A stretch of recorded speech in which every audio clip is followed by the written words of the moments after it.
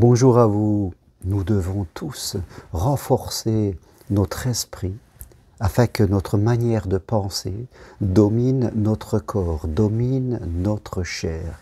Il est dit dans les textes les plus sacrés que nous devons renaître en esprit. Nous sommes nés dans la chair, nous vivons dans la chair et à un moment, nous devons choisir de renforcer notre esprit et de vivre par l'esprit, c'est-à-dire la conscience.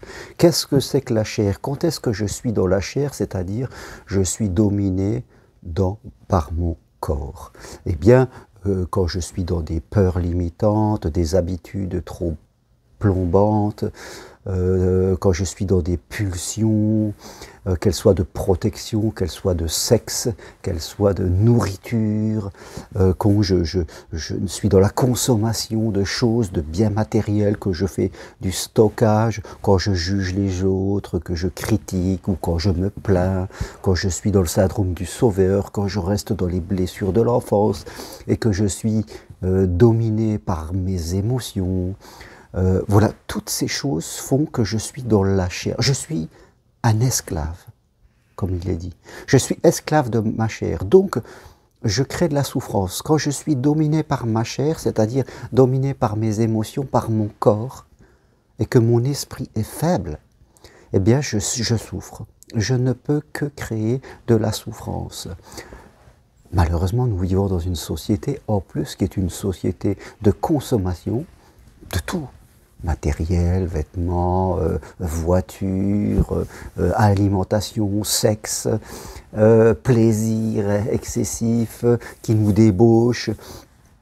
Tout ça, c'est de la chair. Et la société nous met le nez dans la chair. On est dans la chair, des fois, par la transmission de notre histoire. Et puis, on vit dans une société de la chair, du corps, hein, où c'est le corps, les envies, je dirais, ou les peurs. Hein, on va soit en avant, soit en arrière. On est vraiment esclave de ça. On ne se maîtrise pas du tout. Et il nous est demandé de nous maîtriser. L'esprit doit devenir plus fort. Alors, qu'est-ce que je dois faire ?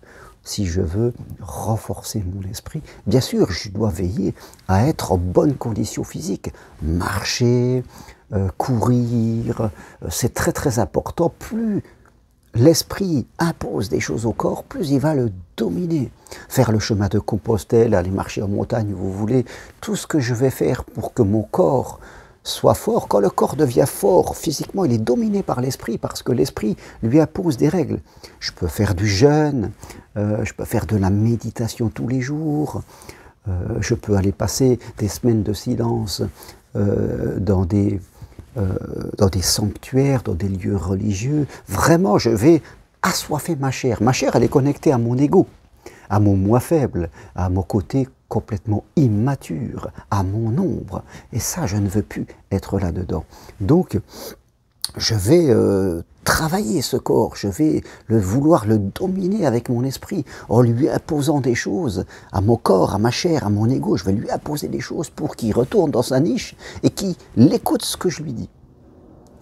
Et c'est très très important de faire cela. Moi-même, non pas pour me mettre en avant, mais à titre de comparaison, à presque 64 ans, quasiment tous les jours, j'aime courir, donc je cours, mais je marche, vous le savez, Compostelle, en montagne, je médite, je prie, tous les jours. C'est pas quand j'ai un problème, c'est tous les jours, plusieurs fois par jour, 365 jours par an, je travaille à ce que mon esprit soit plus fort que ma chair. Et je fais attention à la société de consommation qui me crée en moi des pulsions, des désirs matériels et non pas des désirs spirituels. Vous voyez, d'un côté, il y a les désirs matériels et les désirs spirituels. Et la société de consommation nous pousse toujours dans des désirs matériels de consommer des loisirs, des plaisirs, du matériel, comme je le disais. Et on est dominé, on va souffrir, on va devenir esclave de cela.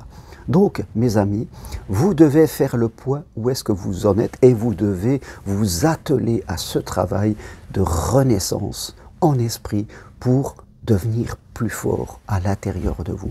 Ne vous laissez pas dominer par votre chair qui va peut-être vous raconter que c'est difficile, ça ne sert à rien, que c'est mieux de faire ci ou faire ça, ou d'avoir ci ou d'avoir ça. Plein de gens sont dominés, ils ne savent même pas qu'ils sont dominés, ils sont inconscients, ils ne se posent même pas la question, ils sont dominés. Et bien sûr, tout ça a un impact dans notre vie sentimentale. Hein, quand on est dominé par la chair, on va rencontrer des gens qui sont dominés aussi, eux, par la chair, d'une manière différente, et vraiment, on va se faire du mal, parce que nous sommes des êtres inconscients, nous sommes deux esclaves qui se rencontrent. Parfois, se font croire qu'ils sont spirituels, mais non, vous êtes esclaves. Tant que vous ne dominez pas vos émotions, vous êtes esclave de vos émotions, et là, forcément, vous ne pouvez rien construire de bon. Il va falloir faire ce premier travail de renaître à vous-même, de tordre le cou à votre chair et à votre ego, et après vous pourrez construire sur du roc. Sinon, vous allez construire sur du sable, et tout va s'écrouler ce que vous voulez faire. Voilà ce que je veux partager avec vous. Choisissez d'avoir un esprit fort. Et si vous voulez aller plus loin, prenez une consultation avec moi, c'est possible, à distance de chez vous. Ne laissez pas votre chair vous dire que vous n'en avez pas besoin et vous laissez dans vos habitudes. Devenez psychopraticien en développement personnel et spirituel. Suivez mon enseignement possible à distance de chez vous, enseignement 100% individuel. Écrivez-moi, je vous enverrai toutes les infos. Vous pouvez aussi aller voir sur mon site germainroncari.com. Merci à vous, à bientôt, au revoir.